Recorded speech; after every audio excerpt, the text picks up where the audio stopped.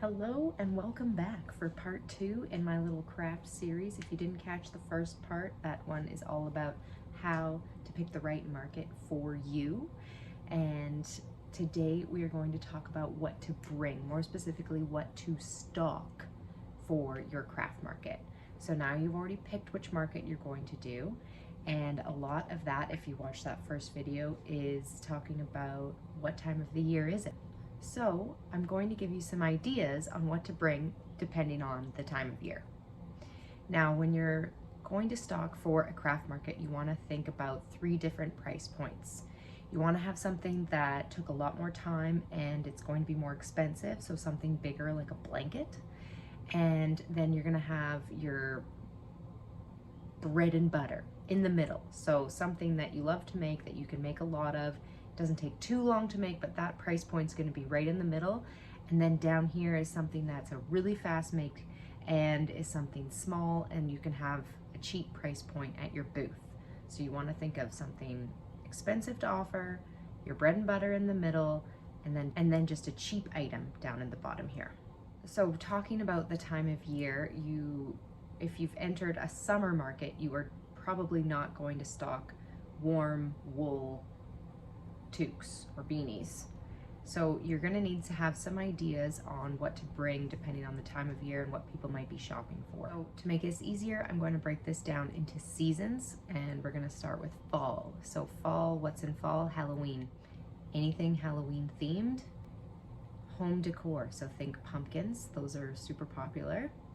And the weather is starting to cool down, so that's when you're going to think about hats, scarves, blankets, mittens, anything like that. So then you can think of your price points there. If you're doing hats, scarves, and blankets, that might be the more expensive thing at your table. And what kind of Halloween stuff, if you want to do that, then that could be the cheaper or in the middle as well. Then the pumpkins, you can do those on those Centro machines, so they don't take as much time. Small ones, and those can be the cheap item, and then you've got the bigger small pumpkins that are in your middle. So you want to think about those 3 different price points. Okay, so then for winter, it's pretty similar to fall. The weather's cooled off, so hats, scarves, blankets, mittens, those are obviously going to be great choices to stock for a winter market. And then we've got Christmas, so anything Christmas themed, you're golden. Decor, lots of people are decorating their homes, so if you want to make anything that's Christmas themed, that's going to be pretty popular as well. And what you're also going to want to think about with the winter markets is gifts. So people are shopping for other people, and that could be the Christmas decor or the hats, scarves, mittens, blankets. Those could be gifts as well, so keep that in mind. I normally enter markets in the winter, so my blankets are my high price point. I make toques and beanies, and that's in my middle price point. And then my cheap item is headbands or ear warmers, so those take less time and they're a smaller item, so they work for my cheaper item. My hats, I bang off those pretty quickly, and that's the middle. And then my blankets are a bit bigger, so that's my high price point.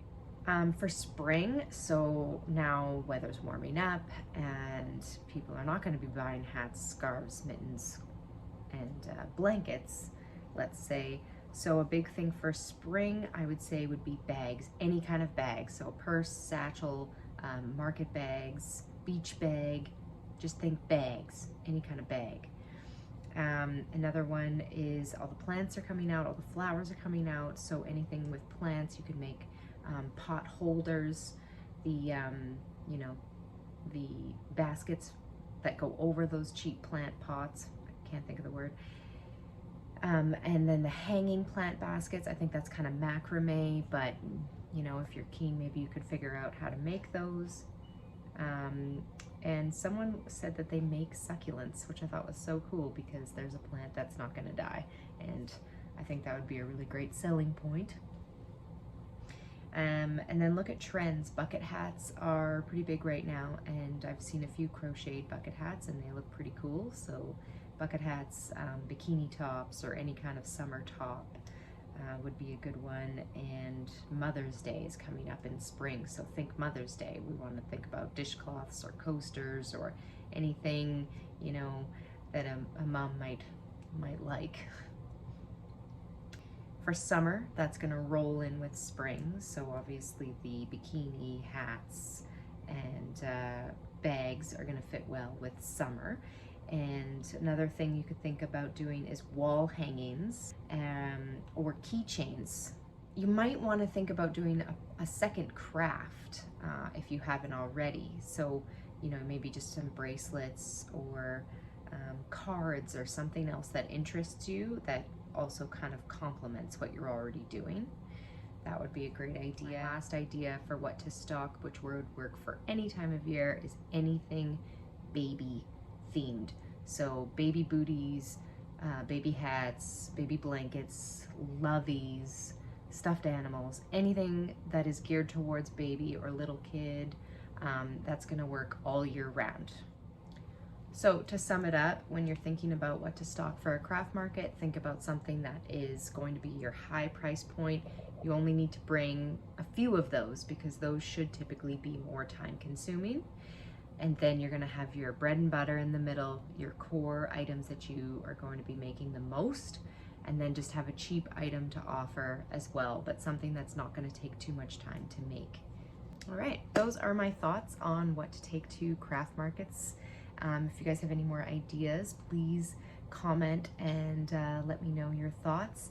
This next vid in the craft market series is going to be on what to bring to the craft markets. All right, guys, thanks for watching.